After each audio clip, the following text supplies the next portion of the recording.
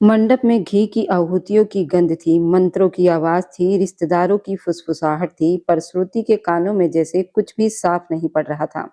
उसे सिर्फ अपनी धड़कनों का शोर सुनाई दे रहा था, जो हर पल उससे एक ही सवाल पूछ रही थी, क्या सचमुच जिंदगी इंसान से इतना बड़ा मजाक कर सकती है? अभी 1 साल पहले तक इसी तरह सजे मंडप में उसने माधव का हाथ थामा था, सातों वचन की गर्मी उसकी हथेलियों में धड़कती थी। और आज उसी जगह पर नाम बदल गया था, चेहरा बदल गया था, पर आग वही थी। गवाह वही थे, बस उसका संसार राख हो चुका था। पंडित जी की गंभीर आवाज फिर गूंजी, आपका विवाह किशन शर्मा पुत्र केशव लाल की ओर से चढ़ाए जाने वाला सोना 10 तोला है। हिंदू रीति रिवाज के अनुसार संपन्न किया जा रहा है। क्या आपको ये विवाह स्वीकार है? सवाल सरल था, जवाब छोटा था, मगर उस छोटे से उत्तर के पीछे एक स्त्री की पूरी टूटी हुई दुनिया खड़ी थी। श्रुति की आंखों से आंसू ऐसे बह रहे थे जैसे भीतर कोई बांध टूट चुका हो। उसे याद आया वे आखिरी दिन, वे आखिरी खबर, वे चिता, वे धुआं जिसमें उसका सब कुछ आसमान में गुम हो गया था। और लोग कहते रहे कि समय सब ठीक कर देगा, पर समय ने ठीक क्या किया, बस उसे फिर उसी मोड़ पर लाकर खड़ा कर दिया जहां उसे खुद को फिर से किसी और के नाम लिख देना था। श्रुति बेटी, पंडित जी को उत्तर दो। बिंदिया की आवाज आई, पर उस आवाज में एक अजीब सी घबराहट थी, जैसे वह भी जानती हो कि ये सिर्फ एक शादी नहीं, किसी की यादों का अंतिम संस्कार है। सामने बैठे किशन शर्मा का चेहरा धुंधला सा पड़ रहा था। श्रुति को एक पल के लिए भ्रम हुआ, अग्नि की लपटों के उस पार कोई और खड़ा है, वही मुस्कान, वही आंखें। क्या दर्द इंसान को पागल बना देता है, या सचमुच कुछ रिश्ते आग से भी खत्म नहीं होते?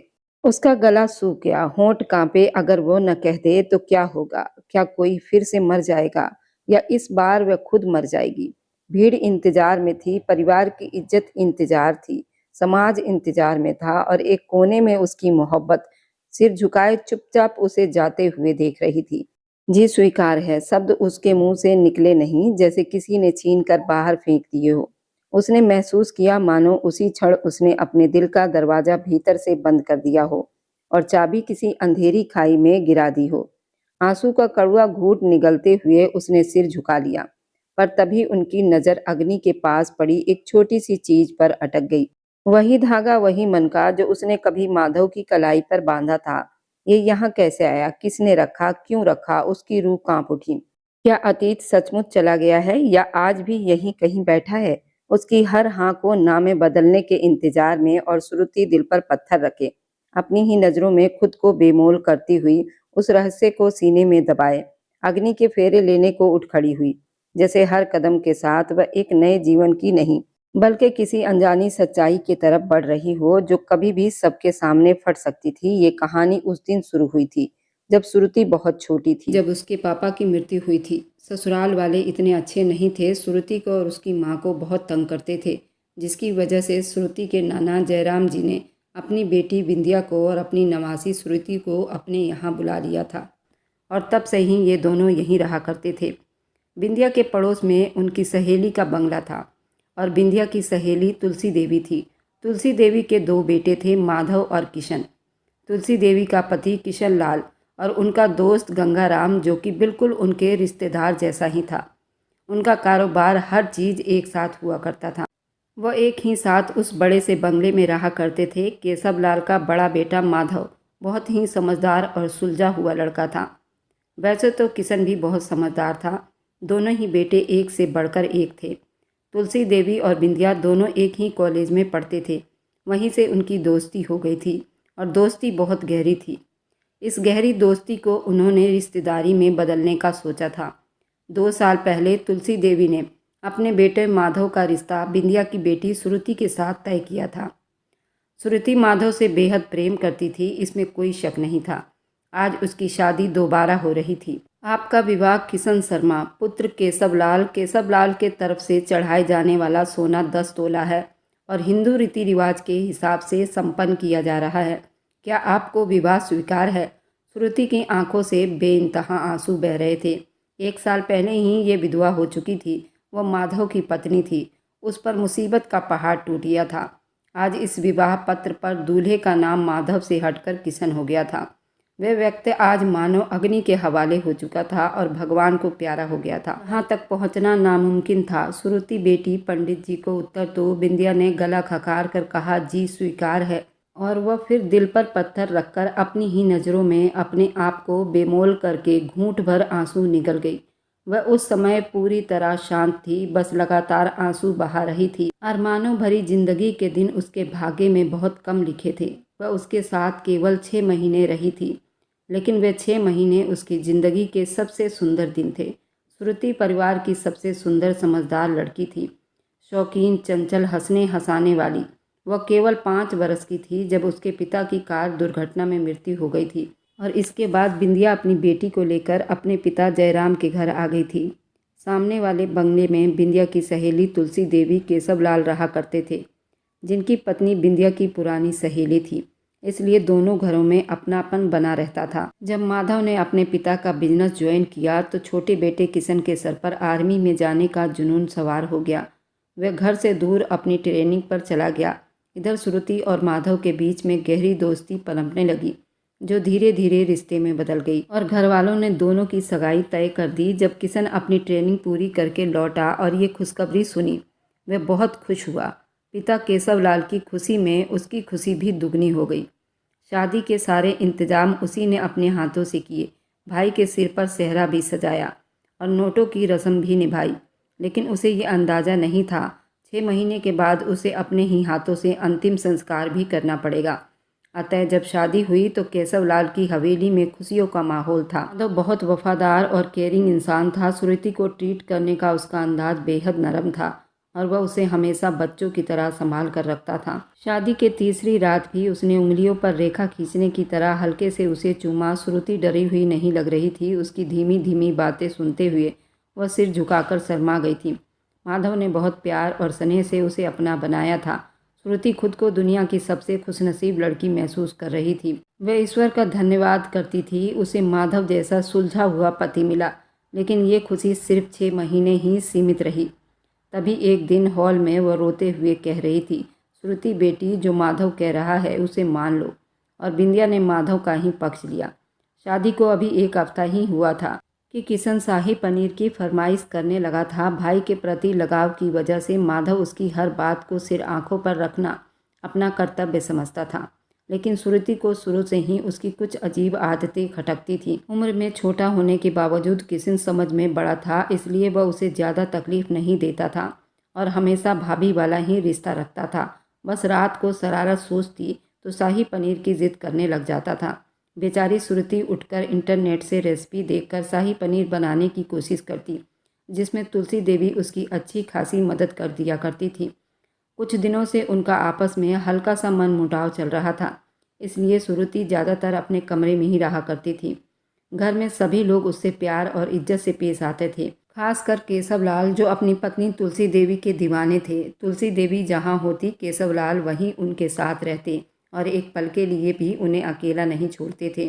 तुलसी देवी की शादी कम उम्र में केशवलाल से हो गई थी और वह उनसे 14 साल छोटी थी। उनके इस दीवानेपन और इश्क पर माधव ने कभी कुछ नहीं कहा, बस वो मुस्कुराकर रह जाता था। माधव का मिजाज कुछ अलग था। बिना 4 लोगों का लिहाज किए वो माता पिता से ऐसी ऐसी बातें कर जाता। केशवलाल शर्म से मुंह छुपा लेते थे और जहां माधव लिहाज वाला था, वहीं किशन का स्वभाव कहीं इससे ज़्यादा बेपरवाह और बदतमीज़ था। ये बात घर में सभी जानते थे। इसी वजह से श्रुति उससे थोड़ी दूरी बनाकर ही रहती थी। उसकी इन बातों पर उसके माता पिता भी अक्सर असहज हो जाया करते थे। उसने चक्कर देखा तो शाही पनीर, तंदूरी बटर वाली रोटी वाकई बहुत अच्छी बनी थी। अब ये तो आपको पसंद आएगी ही। गहरी सांस लेते हुए वो मुस्कुराया था, फिर हल्के मजाकिया शब्दों में बोला, डोंट वरी, अगर मेरी बनाई हुई शाही पनीर और बटर रोटी बहुत अच्छी लगी तो इनाम भी देना पड़ेगा। परिवार के सभी लोग आमने सामने बैठे थे। श्रुति, उसका देवर किशन, सबकी नज़रों के बीच साड़ी ठीक से पहने, पल्लू को अच्छी तरह ओढ़े। एक नज़र उसे देखती तुरंत नज़रें झुका लेती। कहने को बस वो माधव के 1 साल छोटा था, लेकिन उसकी कद काठी ऐसी थी कि वो माधव से 2 साल बड़ा ही लगता था। वह थोड़ी दूरी पर खड़ा होकर शाही पनीर की कढ़ाई का ढक्कन उठाता, उसकी खुशबू सूंघकर मुस्कुराया और बोला, वाह, खुशबू तो बहुत अच्छी है, ज़रूर इसका स्वाद भी बहुत अच्छा होगा। ये कहते कहते उसने जल्दी से अपनी जेब से पर्स निकाला, श्रुति की ओर बढ़ाते हुए बोला, ये रहा आपका इनाम। ये क्या? श्रुति हैरान हो गई। इतने चाह भरे शब्द उसके मुंह से निकल ही नहीं पाए। नहीं नहीं, मुझे नहीं चाहिए, उसने घबरा कर कहा। नहीं, आपको रखना होगा मेरे खातिर। आपने इतनी गर्मी में खड़े होकर मेरे लिए इतना कुछ बनाया है और मेरी पसंद का ध्यान रखते हुए इतनी मेहनत की है, उसने जिद के लहजे में कहा था। पहले चख तो लूँ। वह मुस्कुराया और बोला। ये सुनते ही श्रुति के चेहरे पर हल्की सी मुस्कान आ गई। उसने खाना परोसना शुरू कर दिया। वो बड़ी तसल्ली से खाने लगा। उसने उन दोनों भाई को देखा, वह बहुत ही प्यारे थे। उसने कोई जवाब न दिया, सर झुकाकर चुप रह गई। माधव अपने पैरों से उसके पैरों को टच करता, वह उसके तरफ देखकर मुस्कुरा देती। इतने हंसी खुशी माहौल में खाना खाया गया। देवर भाभी की नोक झोंक, पति पत्नी का प्रेम, बेहद अच्छा माहौल था। माधव के माता पिता भी बहुत आशिकी मिजाज के थे। बूढ़े हो गए थे लेकिन उनकी मोहब्बत जवानों को फेल करती थी। कुछ महीनों के बाद किशन ने जिम ज्वाइन कर लिया और अपनी सेहत पर ध्यान देने लगा। माधव और श्रुति की शादी को 15 दिन हुए थे। उन दोनों को हनीमून पर भेज दिया गया था। वहां पहुंचने पर इन लोगों ने बहुत सुकून की सांस ली थी और एक दूसरे में समाने का समय था। धीरे धीरे एक दूसरे को देखते हुए बाहों में भर चुके थे। इसमें कोई शक नहीं था, वे दोनों एक दूसरे को बेहद पसंद करते थे। इधर किसी की बात को नहीं माना गया था और जबरदस्ती किशन का रिश्ता केशव लाल के दोस्त की बेटी राधिका से तय कर दिया गया। श्रुति से शादी के बाद बिंदिया तुलसी देवी में थोड़ी अनबन चल रही थी। शादी में कुछ रिश्तेदार नाराज हो गए थे, जो कि तुलसी देवी की बहन थी। शायद उनकी आवभगत में थोड़ी कमी रह गई थी। यही बात तुलसी देवी के दिल पर लगी थी और दोस्ती भी थोड़ी सी दरार पड़ गई थी।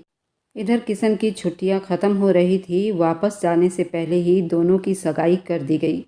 उसके दिल में कोई लड़की नहीं थी, इसलिए उसने माँ की पसंद को स्वीकार कर लिया और यहाँ से जाने के बाद उसने राधिका से कभी कोई संपर्क नहीं रखा। उसके ख्याल में सगाई कोई फ़ायदेमंद रिश्ता नहीं था। वह कभी राधिका का दोस्त भी नहीं बना था, जबकि राधिका उसे दिल ही दिल में चाहने लगी थी। हनीमून से वापसी पर श्रुति बहुत थक गई थी। माधव की संगत में उसे खुद को बहुत सुकून भरा महसूस होता था। रात के एकांत पलों में भी वो हमेशा दूरी बनाए रखता था।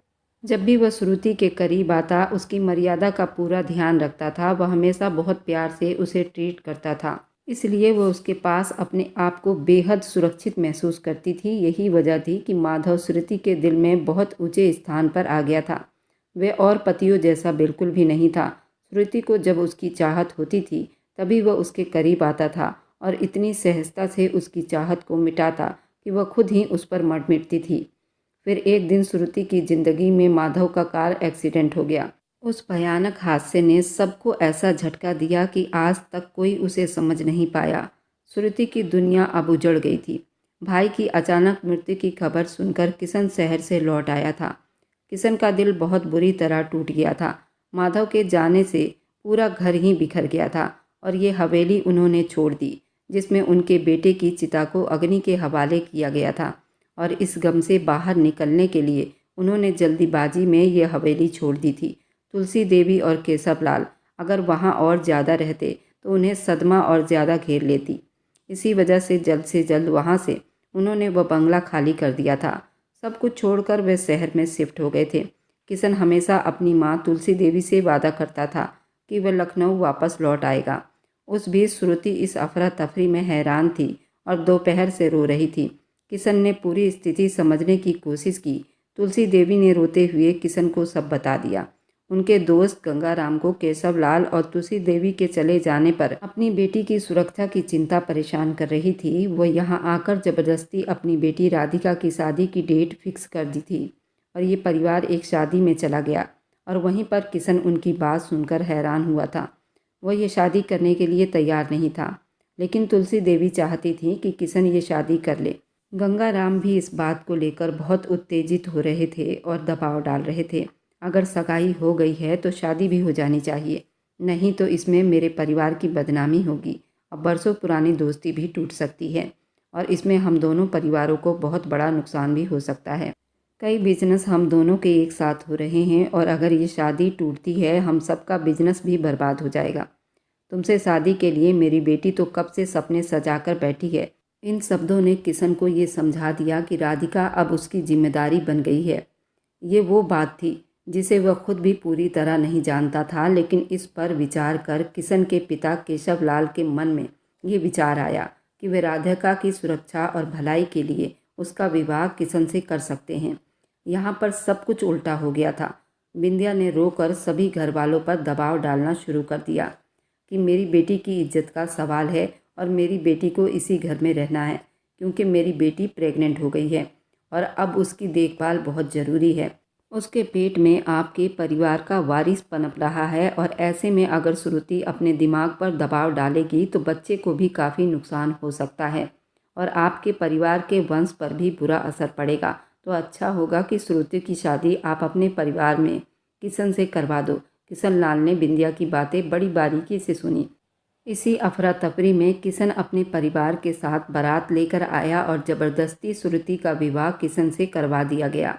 किसी को सोचने समझने का मौका भी नहीं मिला। केशवलाल की बात पर किशन ने श्रुति को सबके सामने पेश किया। पापा, आप क्या कह रहे हैं? वो मेरे भाई की विधवा है, बिंदिया ने हड़बड़ाकर कहा। और तुम किशन हो, अपने भाई के वारिस को नाम दे सकते हो। किसने कहा कि भाई की पत्नी से विवाह नहीं हो सकता? जरूर हो सकता है। किशन ने अपने पिता से पूछा। पापा, मैं क्या करूं? आप बताइए, मुझे कुछ समझ में नहीं आ रहा। श्रुति तो नादान है, अभी उसकी उम्र ही क्या है, लेकिन आप लोग तो समझदार है। केशव ने कहा कि वो बहुत मासूम है और उसके आगे पीछे कोई नहीं है। वह 5 साल की उम्र में अपने पिता को खो बैठी थी, अब अपने पति को खो बैठी है, लेकिन अब उसमें इतनी हिम्मत नहीं है कि वो अपने आने वाले बच्चे को भी खो दे।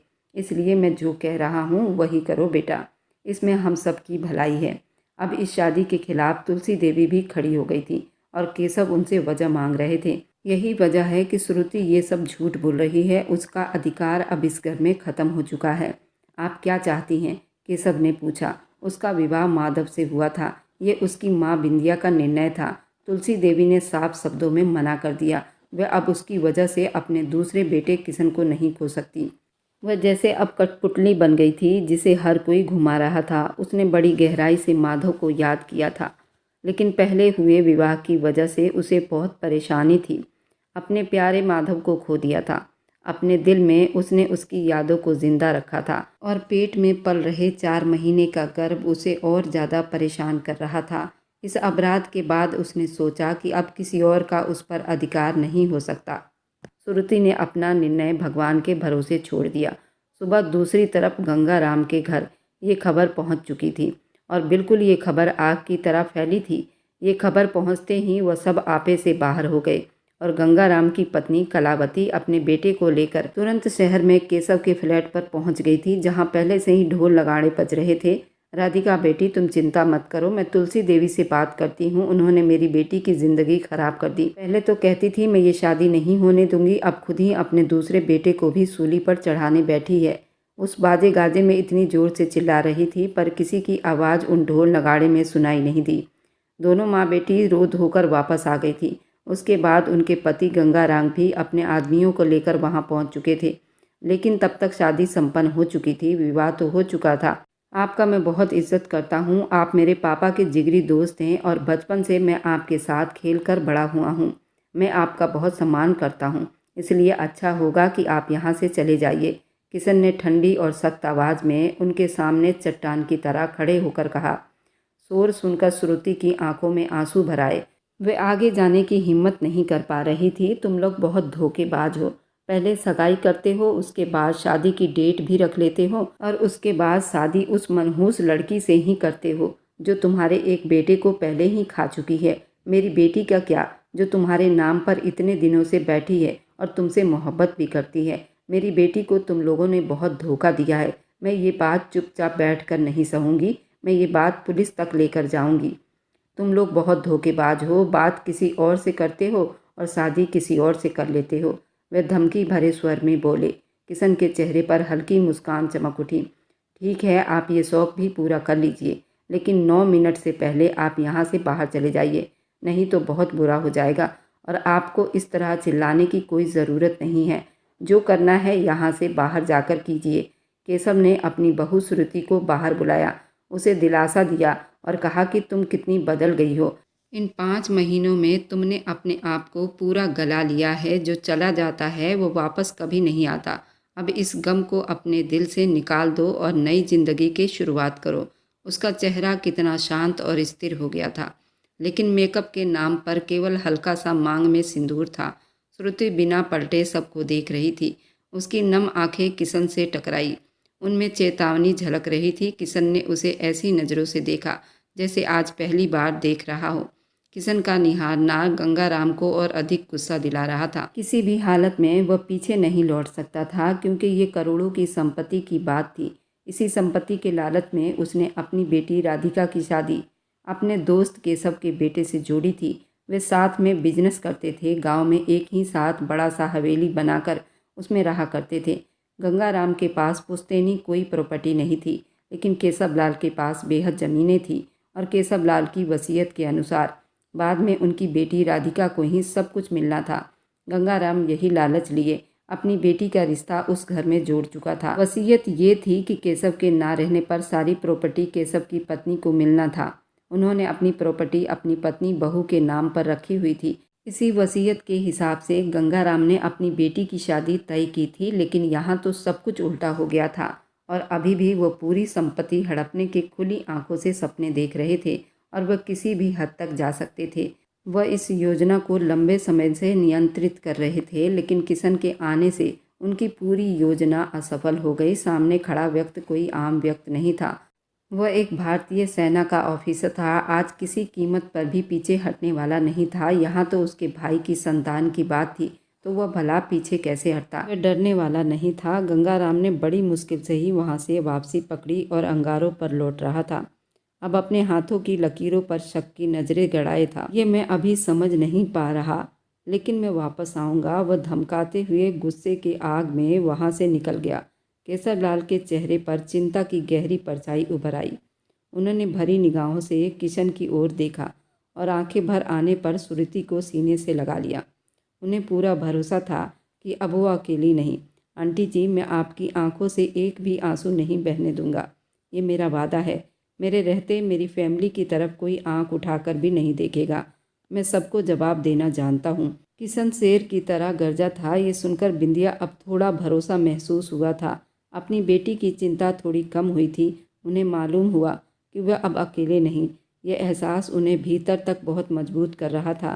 किशन अक्सर अपनी ट्रेनिंग में ही व्यस्त रहता था, लेकिन आज पहली बार उसे अपने साथ खड़ा देखकर बिंदिया को बहुत अपनापन महसूस हो रहा था। इधर तुलसी देवी की आंखों में खुशी के आंसू आ गए और सीना गर्व से चौड़ा हो गया।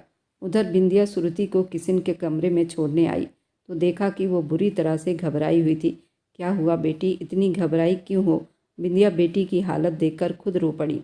उनकी आवाज़ समय के साथ कमज़ोर हो चुकी थी और यही डर लगा था कि कहीं वह खुद को संभाल ना पाए। मम्मी, मुझे बहुत घबराहट हो रही है। मेरा दिल उन सब बातों को भूल नहीं पा रहा। श्रुति सिसकते हुए बोली, बेटा भगवान का हमेशा धन्यवाद करो, नहीं तो अगर किशन तुमसे शादी ना करता तो इस नन्ही से जान का क्या होता, तुम्हारा क्या होता। ईश्वर ने सही समय पर किशन को अपना दूत बनाकर भेज दिया। विंध्या ने कांपती आवाज़ में कहा। वह उससे आगे कुछ कहती, इससे पहले बाहर से तेज शोर सुनाई दिया। दोनों माँ बेटी चौंक गई। तुम यहीं रुको, मैं देखती हूँ। ये कहते हुए बिंदिया बाहर चली गई, लेकिन श्रुति से रहा नहीं गया। वह छोटे छोटे कदम उठाती पीछे पीछे आ गई। उसने रेलिंग पर हाथ रखा, नीचे झांकने लगी जहाँ कलावती गुस्से से लाल पीली हो रही थी। उनके साथ उनकी बेटी राधिका, पति भी थे। देखिए, आपने ये सब जानबूझकर किया है। तुम लोगों ने मेरी बेटी के साथ बहुत अन्याय किया है। इसे इस घर की बहू बनाना था और आपने इसे इनकार कैसे कर दिया। कलावती बुरी तरह से आपे से बाहर थी। तभी अचानक बिंदिया की तेज और सख्त आवाज़ गूंजी, जिसे सभी चुप हो गए। खबरदार, मेरी श्रुति के लिए किसी ने एक शब्द भी गलत बोला। वो मेरी बेटी है। बिंदिया का लहजा इतना मजबूत और गुस्से से भरा था कि तुलसी देवी बिल्कुल आभुक रह गई। तुम लोगों ने मेरी बच्ची के साथ बहुत बड़ा अन्याय किया है। भगवान तुम सबसे इसका हिसाब लेगा। वे रोते हुए बोली। उनकी नज़र ऊपर खड़ी श्रुति पर टिक गई। आज तुमने मेरी बात नहीं सुनी, लेकिन वक्त मुझे सच साबित करेगा। पहले बड़े बेटे को रास्ते से हटाया, अब छोटे बेटे को मोहरा बना दिया। उनके शब्दों में दर्द सच्चाई दोनों थे। हम सब भी इस स्थिति से परिचित हैं। वहाँ सभी परेशान थे। किशन, श्रुति और बिंदिया सब चुप बैठे रहे। ये तमाशा देखकर सभी हैरान भी थे। केशवलाल ने इशारा किया और देखा। वे दोनों सीढ़ियां चढ़ गए। विंध्या ने भी श्रुति पर ध्यान दिया, लेकिन झिझकते हुए कहा, मेरी बेटी, तुम सबकी बातें सुनना, पर किसी को कोई जवाब मत देना। मेरी खुशी इसी में होगी। श्रुति को सीढ़ियां चढ़ते समय पैर फिसल गया, लेकिन वह अपना संतुलन बनाए नहीं रख सकी और फिसलकर नीचे गिर गई। तभी किशन सीढ़ियां पार कर उसे पकड़ लिया, कमर में हाथ डालकर उसे अपने सीने से लगा लिया। नीचे मौजूद सभी लोग आश्चर्यचकित थे। उनकी आंखें फटी की फटी रह गई। श्रुति ने हिलती हुई आंखें उठाकर सामने खड़ी कलावती, अपनी सास और राधिका की नज़रों में देखा, जो अपना प्लान फेल होते देख परेशान थी और जहर भरे शब्दों में कहने लगी, मुझे बहुत अफसोस हुआ। ये आपकी बेटी है। भगवान की बहुत बहुत कृपा हुई है हम पर। समय रहते पता चल गया और मेरे चांद से बेटे की ज़िंदगी बर्बाद होने से बच गई, क्योंकि कलावती अपने बेटे दिनेश का रिश्ता श्रुति के लिए भिजवा चुकी थी, जिसे श्रुति ने साफ मना कर दिया था कि मैं कभी शादी नहीं करूंगी। तभी उसने बताया था कि मैं प्रेग्नेंट हूँ और माधव की बच्चे की माँ बनने वाली हूँ। और ये सच्चाई जानकर बिंदिया के पैरों तले से ज़मीन निकल गई थी और बिंदिया ने उनके बेटे दिनेश का रिश्ता ठुकरा दिया था। गंगाराम के दोनों हाथों में लड्डू था। अपनी बेटी राधिका का रिश्ता वह किशन से करना चाहते थे। उसके बाद अपने बेटे दिनेश का रिश्ता वह दोबारा से श्रुति से जोड़ना चाहते थे। पहले से ही वह उनकी नज़र में थी, लेकिन माधव के प्रेम ने इस बात को बोलने की हिम्मत नहीं दी। ये बात यहीं दब गई। लेकिन गंगाराम की नज़र दोबारा श्रुति पर पड़ गई और दोबारा से उन्होंने अपने बेटे का रिश्ता श्रुति के लिए भिजवाया था। और अब वो बुरी तरह से नाकाम हुए थे, घर के रहे न घाट के। और अब वो नाकाम होते हुए राहत भरे स्वर में कहने लगे, अब आप लोग यहाँ से चले जाइए। बिंदिया ने नौकरानियों को इशारा किया कि वे नीचे उतरे। सीढ़ियाँ उतरते हुए डरते हुए किशन और श्रुति के पास से गुजरी। श्रुति ने किशन से दूर होने की कोशिश की, लेकिन किशन ने उसे और कसकर अपने सीने से लगा लिया। सबके सामने उसका पूरा शरीर कांप रहा था और उसके अंदर इतनी हिम्मत नहीं थी कि वह हल्का सा भी विरोध कर सके। वह तेजी से सीढ़ियाँ उतरकर नीचे चली गई। गंगाराम, उनका परिवार सभी बाहर जा चुके थे। तुलसी देवी को केशव ने संभाल लिया था। किशन ने श्रुति को कमर से आज़ाद किया। वह हिलकर खड़ी हुई, जैसे दिल से थक गई हो। इधर बिंदिया ने अपने आंसू पोंछते हुए प्यार भरे स्वर में कहा, बेटा श्रुति को कमरे में ले जाओ, मैं कुछ खाने के लिए भेजती हूँ। मैडम जी, चलोगी या मैं तुम्हें उठाकर ले जाऊँ? उसने संवेदनशील अंदाज में पूछा। श्रुति को ठंडा पसीना आने लगा, लेकिन उसने मजबूत कदम उठाते हुए ऊपर की ओर बढ़ना जारी रखा और किशन उसके पीछे पीछे था। उसका इस तरह का रिएक्शन देखकर श्रुति कमरे में आई और घबरा गई। उसे अंदाज़ा नहीं था किशन उसके पास यूं आएगा। कमरे में आते ही दरवाजे को लॉक कर दिया गया। वह डर रही थी, जैसे किसी भूत को देख लिया हो। माथे पर हाथ रखते हुए बीते दिनों की यादें उसके सामने आ गई। किशन ने धीरे से आगे बढ़कर उसे देखा, पानी पिलाया और हाथ बढ़ाकर उसे थाम लिया। दोनों की नज़रें टकराई। थोड़ी देर एक दूसरे को देखते रहे। किशन ने माथे पर आया पसीना धीरे से पोंछा। श्रुति के चेहरे पर हल्की राहत और मुस्कान आई। किशन की आंखों में चमक झलक उठी। वह दरवाजे की ओर झांकती रही, लेकिन कोई बात नहीं हुई। किशन दीवार के पास खड़ा था। उसने हाथ बांधकर उसे देखा और प्यार भरे स्वर में कहा, मेरी धर्मपत्नी, ज़्यादा मत सोचो, लोगों का काम है बोलना। हमें पता है हमें आगे क्या करना है। बिंदिया ने कहा, तुम दोनों बच्चों को किसी की बकवास सुनने की ज़रूरत नहीं। श्रुति ने पलट कर कहा, किशन झूठ मत बोलो। किशन ने मुस्कुराते हुए उसकी ओर देखा, माथे पर हाथ रखा, धीरे से उसका हाथ थामा। किशन यहाँ है। बिंदिया ने आवाज़ लगाई। किशन ने गहरी सांस ली और उनके पास आकर बैठ गया। बच्चों, तुम दोनों ने आज अपनी ज़िंदगी का एक महत्वपूर्ण फैसला लिया है, जिससे हम सब बहुत खुश हैं। माधव के जाने के बाद ऐसा लग रहा था जैसे सब बिखर गया हो। दिल अजीब तरह से भारी था।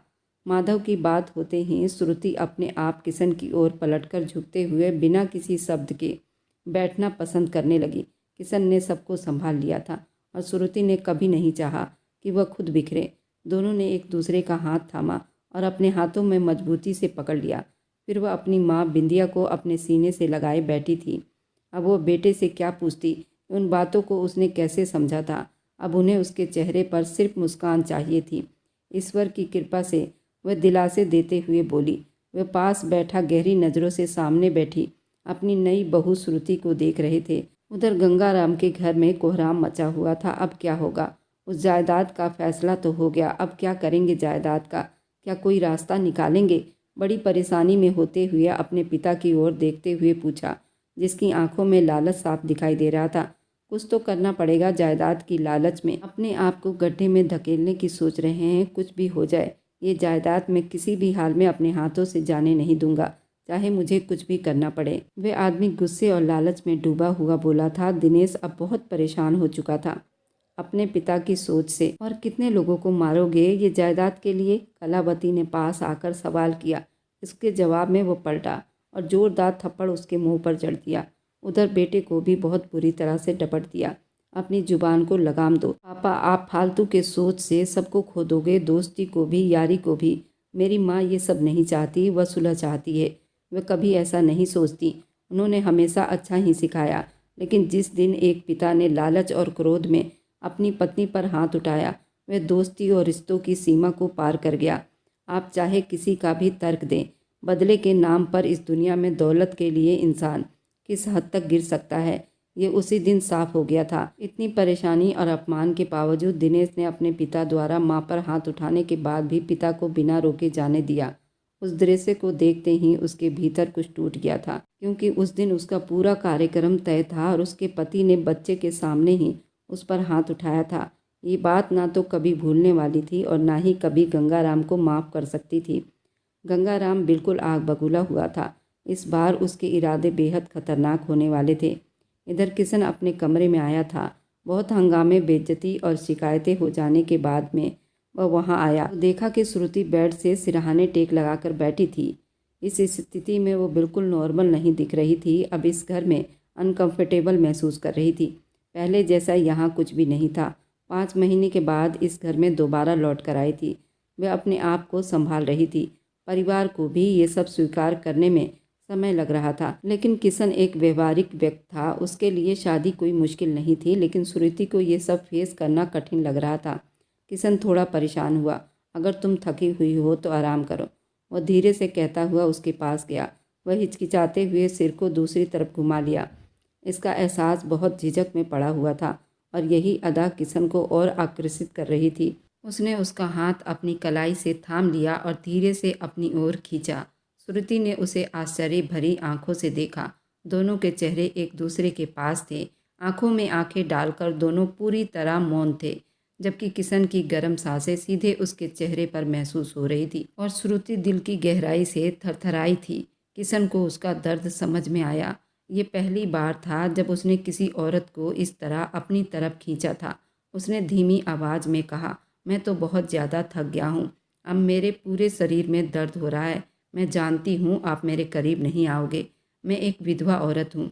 ये कहते हुए वो कुर्सी पर बैठी आंखों से लगातार आंसू बहा रही थी।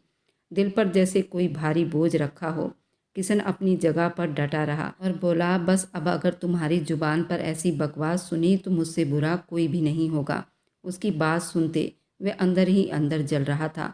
उसको गोद में उठाकर बिस्तर पर पटक चुका था।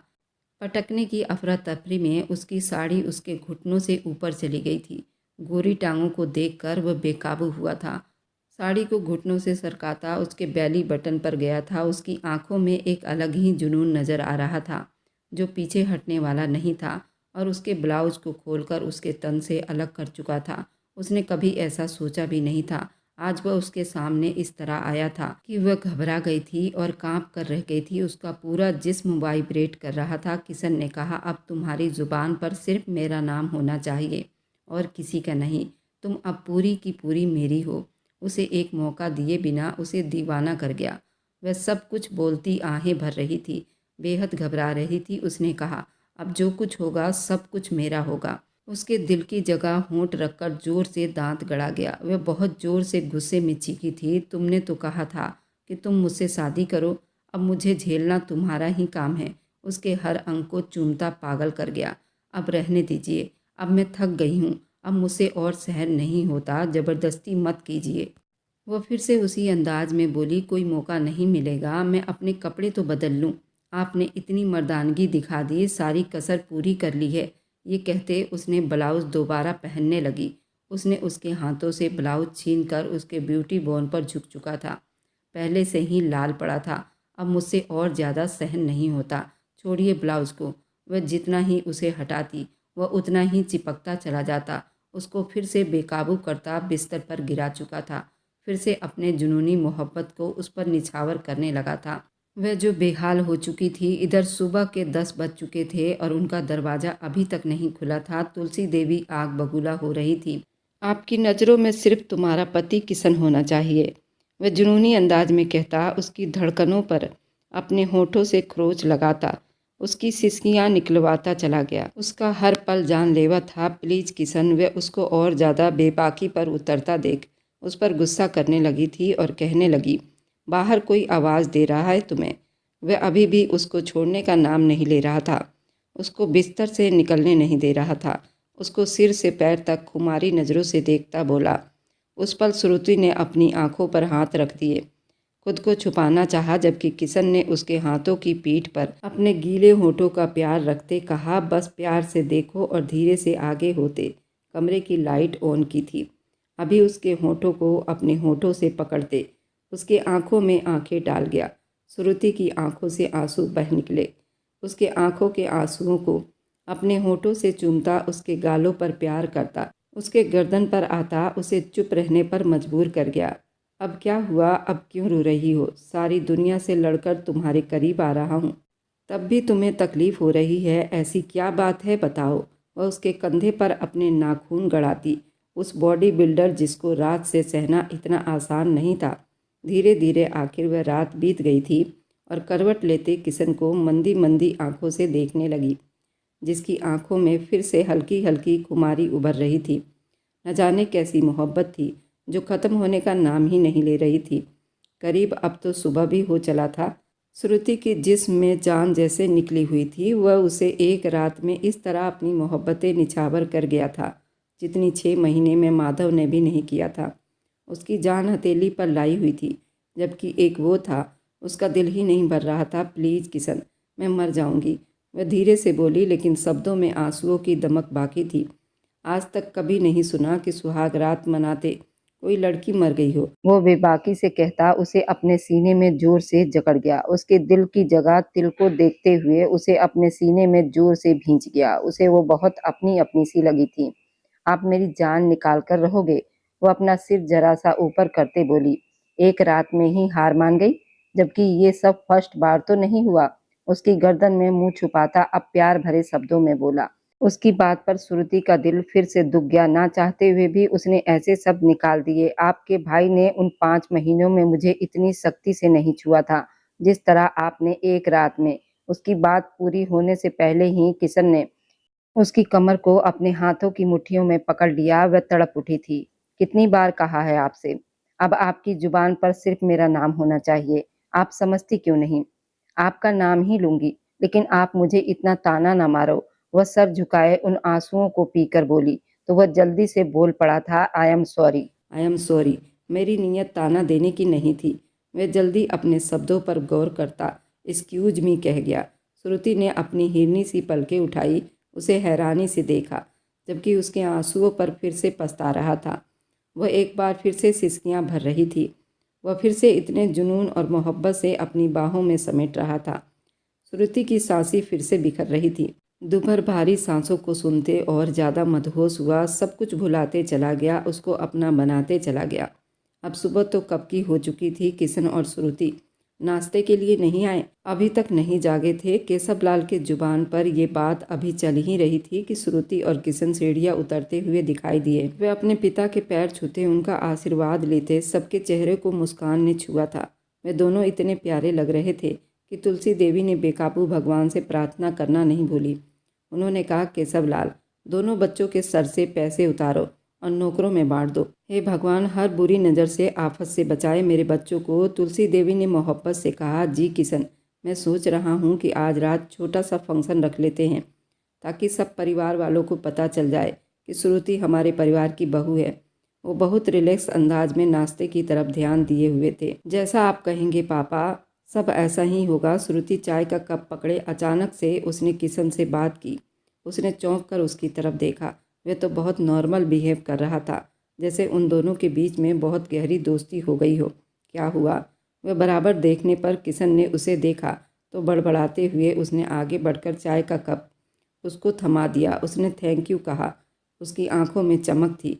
जिसे देखते हुए श्रुति ने अपने माथे पर बल डाले और उसे गुस्से में देखा। क्या बात है श्रुति बेटा, आप चुप चुप हैं, तबीयत तो ठीक है ना? तुलसी देवी ने श्रुति से प्यार से पूछा। आंटी जी मैं ठीक हूँ।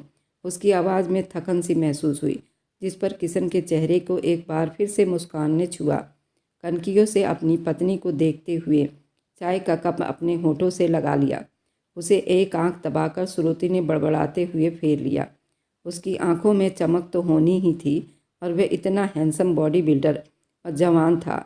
जिस तरह उसने श्रुति को रात भर अपनी मोहब्बत से परेशान किया था, वह तो फ्रेश ही लगेगा। कोई श्रुति से पूछता उसने किस तरह उसको पूरी रात थका दिया था। उस रात का फंक्शन शहर के बैंकेट हॉल में रखा गया था। दुल्हन बनी श्रुति उस वक्त आसमान से उतरी परी लग रही थी। किशन अंदर दाखिल हुआ तो एक पल को उसे देखता बिल्कुल ठिठक गया। उसे देखकर सरप्राइज हुआ था। इतना खूबसूरत हुस्न पहले तो कभी दिखा ही नहीं। शायद अब देखने की नज़र बदल गई थी। वह धीरे धीरे कदम उठाता उसके पास स्टेज पर आया तो तुलसी देवी ने दोनों की नज़रें उतारी। दोनों की जोड़ी चांद सूरज सी लग रही थी, एक अलग ही रूप दे रही थी। वह उसकी तरफ झुकता उसके कान में धीरे से कहने लगा, जबकि स्टेज पर वह बिल्कुल खामोशी से बैठी थी और शर्म से उसकी पलकें झुक गई थीं। बहुत सारी नज़रें उन पर थी तो कुछ की नज़रें बड़ी चाहत से उसकी तरफ उठ रही थी। इंसानों की जात और कभी कभार उन नज़रों की पकड़ में बुरी तरह आ जाता है। एकदम से सारी लाइट ऑफ हुई थी और एक स्पॉट लाइट ऑन होते दूल्हा दुल्हन दोनों को फोकस किया गया था। किशन ने श्रुति का हाथ थामा और उसे लिए एक तरफ बने डांस फ्लोर की तरफ बढ़ा। उसकी कमर में हाथ डाले उसे खुद से चिपका लिया। हल्के म्यूजिक में वे दोनों एक दूसरे के साथ सर्कल में घूम रहे थे। उन दोनों के दिल के तार हिल रहे थे। चारों तरफ एक सन्नाटा सा छाया हुआ था। सबकी निगाहें उन दोनों पर ही थीं। एक लाल रंग की लाइट को श्रुति ने किशन के दिल वाले साइड आते देखा तो उसकी सांसें रुकी, उसके कदम भी थम गए। किशन ने यूं एकदम रुक जाने पर आईब्रो ऊपर करते हुए देखा, जबकि अगले ही पल वह उसे धक्का देती दूर हो गई। वह उसके धक्का देने पर जरा सा लड़खड़ाता पीछे हुआ। उसी पल एक गोली चलने की आवाज़ आई। हर तरफ हर कोई बिल्कुल सुन रह गया। गोली ने श्रुति के बाजू को छुआ। खून की छींट एकदम से निकली तो किशन का दिल एकदम कांप उठा। वह गहरी सांस भर गई। श्रुति, किशन पूरी ताकत से चिल्लाया था, जबकि उसे देखते ही वह आंखें बंद करती लड़खड़ाती गिरने लगी। किशन ने आगे बढ़ते हुए उसे अपनी बाहों में थाम लिया। उसके चेहरे पर हवाइयाँ उड़ी हुई थीं। उसने श्रुति के चेहरे को सहलाते हुए होश में लाने की कोशिश की, लेकिन उसकी आंखें बंद होने लगी। मेरे बच्चे, सारी लाइट एकदम से फिर से ऑन हो गई थी। किशन और तुलसी देवी वहाँ मौजूद थे, बिंदिया भी थी, लेकिन श्रुति तो बेहोश हो गई थी। किशन ने उसे जल्दी से अपनी बाहों में उठा लिया और बाहर गाड़ी की तरफ भागा था। कुछ ही देर में वे अस्पताल पहुंच चुके थे। उसे आईसीयू में शिफ्ट कर दिया गया था, जबकि सारे बाहर खड़े इंतजार करने लगे। किशन को ऐसा लग रहा था जैसे उसके हाथ से वक्त फिसल रहा हो। पहले उसके बड़े भाई माधव ने उसका साथ छोड़ दिया और अब श्रुति। उसने अपनी आंखें जोर से भींच ली। जब तक डॉक्टर ने श्रुति को खतरे से बाहर होने की खबर नहीं दी, वह यूं ही बैठा उसके लिए भगवान से प्रार्थना करता रहा। डॉक्टर, क्या हम श्रुति से मिल सकते हैं? तुलसी देवी और बिंदिया ने रोते हुए पूछा। हम उन्हें जब वार्ड में शिफ्ट कर देंगे तो आप जाकर उनसे मिल लीजिए। डॉक्टर उन्हें समझाते हुए जा चुके थे। इतनी सख्त सिक्योरिटी के बावजूद कौन हो सकता था जिसने गोली चलाई थी? केशवलाल ने किशन के पास बैठते हुए पूछा। मैं पता लगा लूँगा पापा। न जाने क्यों मुझे अब ये भी शक हो रहा है कि माधव भाई का एक्सीडेंट नहीं हुआ। वह गहरी सोच में डूबा हुआ बोला। क्या मतलब? क्या कहना चाह रहे हो तुम? मालूम नहीं, लेकिन कुछ तो ऐसा है पापा जो छुपा हुआ है, जो हमारे लिए कुछ भी अच्छा नहीं। इतनी सख्त सिक्योरिटी के बावजूद वहाँ पर गोली चलना इस बात की निशानदेही करता है कि हम में से कोई भी सुरक्षित नहीं। न जाने कौन है मेरी औलाद का दुश्मन। श्रुति किसी से क्या दुश्मनी? दुश्मनी तो है पापा। एकदम किशन के दिमाग में कुछ घूमा। केशवलाल के दिमाग में भी वही बात समा गई। मैं सब संभाल लूँगा पापा, फिक्र ना करो, सब कुछ ठीक हो जाएगा, किशन ने अपने पिता को तसल्ली देते हुए कहा और वार्ड की तरफ कदम बढ़ा दिए जहाँ श्रुति को शिफ्ट किया गया था। इधर बिंदिया और तुलसी देवी ने एक बार फिर से उसकी नज़रें उतारी। उस वक्त सारे लोग श्रुति के वार्ड में मौजूद थे। श्रुति सबकी मोहब्बत देखते हुए धीमा सा मुस्कुरा रही थी। काफ़ी हद तक वो निहाल हो गई थी। किशन अंदर आया तो दोनों की नज़रें एक दूसरे से मिली। वो एक चेयर पर बैठा उसके बिल्कुल करीब हुआ, उसका हाथ थाम लिया तुम दोनों बातें करो, हम बाहर से होकर आते हैं। तुलसी देवी बिंदिया को लेकर बाहर निकल गई थी। तुमने ऐसा क्यों किया श्रुति? उसका हाथ थामते हुए उसके हाथ की पीठ को सहलाता हुआ वह उससे पूछ रहा था। मुझे जो सही लगा मैंने कर दिया। अगर आपको वहाँ से ना हटाती तो गोली आपको लग जाती। श्रुति ने उसके दिल की जगह पर अपना हाथ रख दिया तो वह हैरान नज़रों से उठकर उसे देखने लगा। आपके कहने का मतलब है वह गोली मेरे लिए थी? अब की बार किशन काफ़ी हैरान हुआ। श्रुति ने हाँ में सिर हिलाते हुए उसकी बात की जांच की। कुछ तो बात थी, यानी कोई था जो श्रुति का नहीं उसका दुश्मन था। ये गुत्थी सुलझ नहीं रही थी। उसके माथे पर बलों का जाल बनता जा रहा था। उसने सिर झटका और वापस उसकी तरफ ध्यान दिया। दर्द तो नहीं है? उसके गाल को प्यार से छूते हुए मोहब्बत से पूछने लगा। थोड़ा थोड़ा। वह भीगी आंखों से मुस्कुराई। कोई बात नहीं, जब मेरे पास रहोगी तो हर दर्द भूल जाओगी। सिर्फ मेरा दिया मीठा दर्द याद करोगी। उसके पास होता हुआ धीरे से उसके कान में बोला। उसके माथे पर अपनी मोहब्बत से अपने होंठ रखते हुए उसे किस कर गया। इधर गंगाराम बहुत परेशान था। एक काम दिया था तुम दोनों को, वह भी तुम लोगों ने सही से नहीं किया। उस वक्त गंगाराम बहुत गुस्से की हालत में इधर उधर चक्कर लगा रहा था। सर, गोली हमने सीधी किशन को ही मारी थी, लेकिन उस लड़की ने बीच में आकर काम खराब कर दिया। वह शूटर अपनी सफाई दे रहा था। अब कोई फ़ायदा नहीं, इसलिए मेरी नज़र से दूर हो जाओ। मुझे इस शहर के अंदर कहीं दिखाई मत देना। गंगाराम ने उन्हें वहाँ से चलता कर दिया। वो परेशान हो गया था।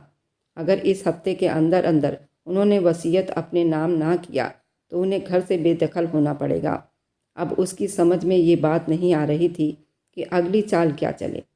तभी उनका बहुत करीबी दोस्त उनके पास आया और जो उसने बताया उसे सुनकर उनकी आंखें चमक उठी। मुझे ये ख्याल पहले क्यों नहीं आया? ये कहते हुए उन्होंने अपने दोस्त का धन्यवाद किया और अब एक नया प्लान फिर से सोचने लगे। इधर श्रुति के बाजू में अब काफ़ी हद तक आराम भी दिखाई दे रहा था। किशन उसका बहुत ख्याल रख रहा था। कुछ समस्याएं ऐसी हो गई थी वह वापस नहीं जा सकता था। उसने अपनी छुट्टी बढ़वा ली थी। वह पहले इस समस्या को हल करना चाहता था। आखिर कौन था जो उनका दुश्मन बन बैठा था? ये काम वो ख़त्म करके ही अपनी ड्यूटी पर वापस जाना चाहता था। आज उनकी दावत थी किशन के दोस्त के घर। शाम के 7 बजे घर से निकले। उसकी मोहब्बत सबसे अलग थी। वह कहीं पर भी शुरू हो जाता था, वरना वह उसका बहुत ख्याल रखता था। उसकी और माधव की आदतों में ज़मीन आसमान का फ़र्क था। जितना माधव सब्र वाला बंदा था, किशन उतना ही बेपरवाह था और ख़ासकर अपने शादीशुदा दिमाग से उसकी जान हमेशा खतरे में रहती थी। इस साड़ी के पल्लू को इतना ज़ोर से क्यों लपेटा हुआ है? इसे ढीला छोड़ो। आजकल की लड़कियां पल्लू को हाथ में लेकर घूमती हैं। तुमने इतने पुराने स्टाइल में साड़ी बांधी है। इस पल्लू को नीचे खोल दो। सिंगल पल्लू अपने कंधे पर रखो या पल्लू भी हटा दो। इतना सब कुछ कह दिया था। श्रुति को लगा उसने कुछ गलत सुना हो। तुम अपने ब्यूटी बॉन से साड़ी का पल्लू हटाओ, मुझे देखना है। अब की बार वो भारी अंदाज में बोला। किशन, हम गाड़ी में है ना? उसने किशन को एहसास दिलाना चाहा। तो मैं ही देखूंगा ना, कोई समस्या नहीं, हटाओ जल्दी से। वह तेजी से शब्दों में बोला। श्रुति ने घबराए हुए कांपते हाथों से अपने साड़ी का पल्लू सिंगल कर लिया और नीचे गिरा दिया। उसके जिस्म की खूबसूरती यूं ही दिखाई दे रही थी। ब्लाउज के डीप गले में ऊपर से उसके गले में हीरो का हार बेहद खूबसूरत लग रही थी। वह फिर से नशे में हो रहा था। उसे खींचकर अपनी गोद में कर लिया और गाड़ी की स्पीड भी स्लो कर दी। ये क्या कर रहे हैं? ध्यान से गाड़ी चलाओ, वह घबराई हुई बोली, जबकि किशन होश में होता कुछ सुनता ना। वह उसकी धड़कनों को सुन रहा था। इधर न जाने क्या हुआ था। श्रुति किडनैप हो गई थी। उस आदमी को देखकर श्रुति के पैरों तले से ज़मीन खिसक गई थी। गंगाराम, आप? इधर केशव लाल बहुत परेशान थे। ऐसा कैसा मुमकिन है? किशन तुम्हारे होते हुए कैसे हमारी श्रुति को किडनैप करके ले जा सकता है? केशव लाल परेशानी से बोले। क्योंकि आपका बेटा चाहता था वह किडनैप हो। किशन की बात पर वह उलझे हुए उसे देखने लगे। क्या मतलब? तुम जानते हो वो कहाँ है? उनकी आवाज़ में सख्त गुस्सा झलक रहा था।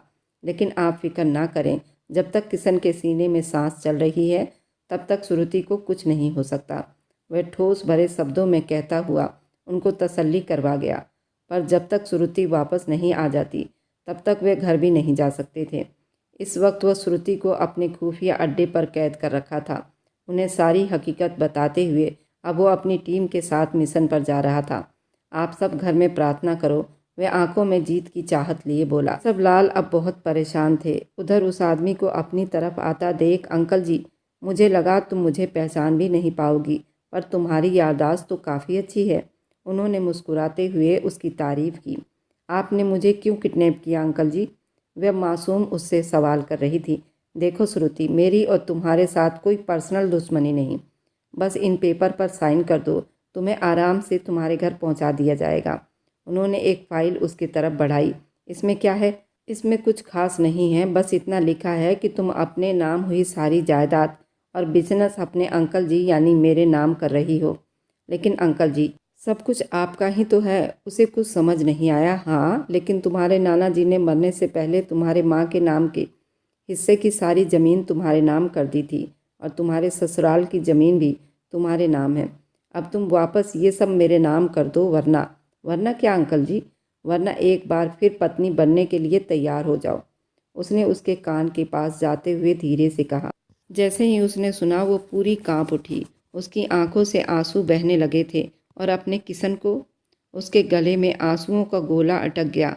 हाँ, बहुत पावरफुल प्लान था। उसकी डेथ के बाद तुम्हारा सारा खेल खत्म हो जाएगा। तुम मेरे बेटे की पत्नी बना दी जाओगी, जिसके लिए मैंने तुम्हारे घर पर रिश्ता भेजा था, लेकिन तुम्हारी माँ ने उस रिश्ते को स्वीकार नहीं किया। अब वो दिन आ गया है कि तुम मेरे बेटे दिनेश की पत्नी बनोगी और सारी जायदाद की मालकिन हमें बनाओगी।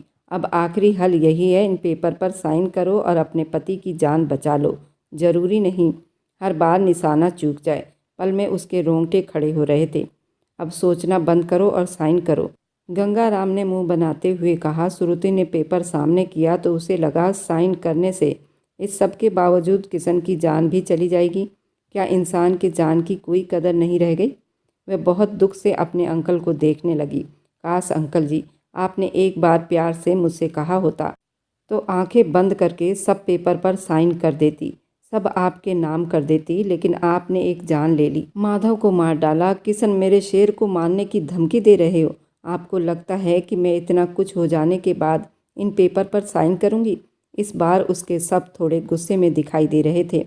गंगाराम को कुछ गलत होने का एहसास हुआ। अगले ही पल श्रुति ने उनकी नज़रों के सामने पेपर फाड़ते हुए उनके मुंह पर उछाल दिए। सर हमला हो गया, जल्दी निकलो यहाँ से। इससे पहले कि गंगाराम कुछ कर पाता, उसके आदमी ने अंदर आते हुए उन्हें खबर दी। वह बुरी तरह से हड़बड़ाया। ऐसा कैसे मुमकिन है? ये जगह उसको कैसे पता चला? वह बाहर भागा, लेकिन चारों तरफ से घिर चुका था। तभी किशन वहाँ आता दिखाई दिया और जोरदार मुक्का गंगाराम को जड़ दिया। ये मेरे भाई के मारने के लिए है। एक और घुसा मारा, एक गोली चलाने के लिए, साथ ही एक और मुक्का जड़ दिया, ये मेरी पत्नी को किडनैप करने के लिए। आखिरी मुक्का कुछ ज़्यादा ही जोर का था। होश हवास खोकर वह ज़मीन पर गिर पड़ा। देर हो गई थी। इंस्पेक्टर उसे उठाकर बाहर ले गए। किशन ने आगे बढ़ते हुए श्रुति को अपने सीने से लगा लिया।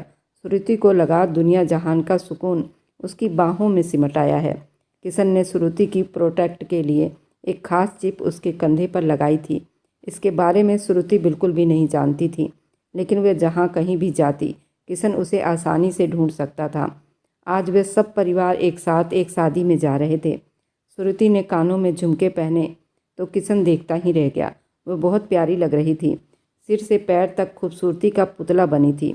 यू आर सो ब्यूटीफुल, वह उसे अपने सामने करता हुआ उसके हल्के नए रंगे होठों पर झुकने लगा। श्रुति ने रोक दिया। किशन, प्लीज़ मत खराब करो, मैंने अभी अभी ये लिपस्टिक लगाई है, देर हो रही है।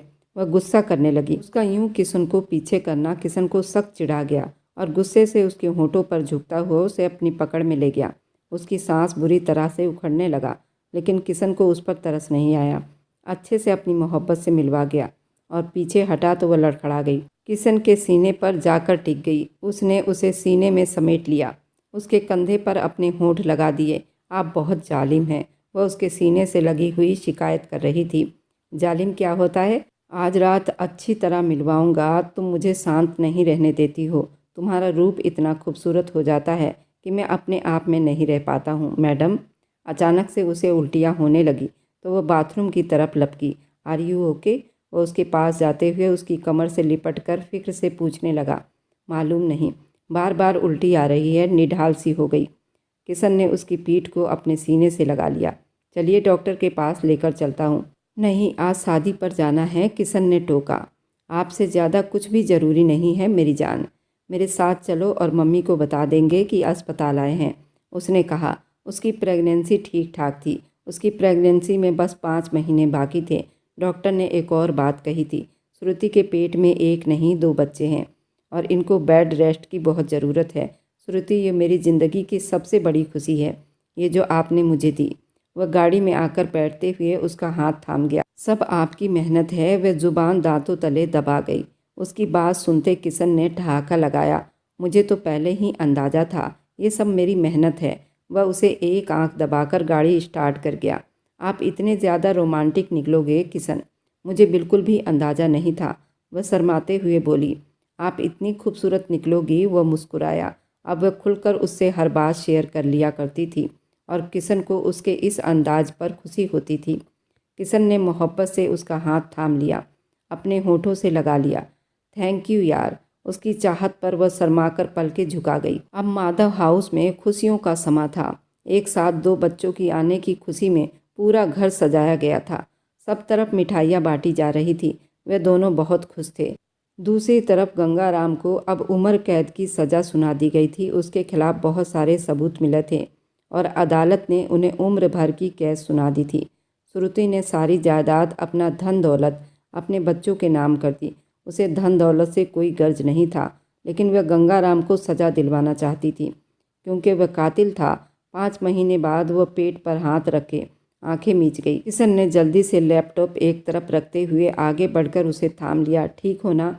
ये दोनों मुझे अंदर से लात मार रहे हैं, वह मुंह बनाते हुए बोली, जिस पर किशन के चेहरे पर मुस्कान छा गई। आगे बढ़कर उसके पेट पर हाथ रखकर वह देखने लगा। ये दोनों मेरी पत्नी को परेशान कर रहे हैं। आने 2 महीने छोड़ूंगा नहीं। इस तरह कहता हुआ वो मुस्कुराया। श्रुति भी गहरी मुस्कुराते हुए उसके गले से लग गई थी। 1 महीने के बाद श्रुति ने 2 जुड़वा बेटे को जन्म दिया था, जिसमें से एक बिल्कुल माधव के जैसा था और दूसरा किशन के जैसा। सब लोग कहते थे माधव वापस आ गया है। उस हवेली में अब खुशियां मनाई जाने लगी। वे दोबारा शहर से इस हवेली में वापस लौट आए थे और अपना जीवन बड़े आराम से बिता रहे थे। राधिका ने भी शादी कर ली थी और यहाँ से विदा होकर जा चुकी थी और दिनेश लड़ाई झगड़ा वाला इंसान नहीं था। कलावती भी अब शांत थी। अगर आज की कहानी ने आपके दिल के किसी कोने को छू लिया हो तो आगे आने वाली रोमांच से भरी दिलचस्प कहानी के सफ़र में मेरे साथ बने रहने के लिए मेरे चैनल को लाइक सब्सक्राइब ज़रूर करते जाएं।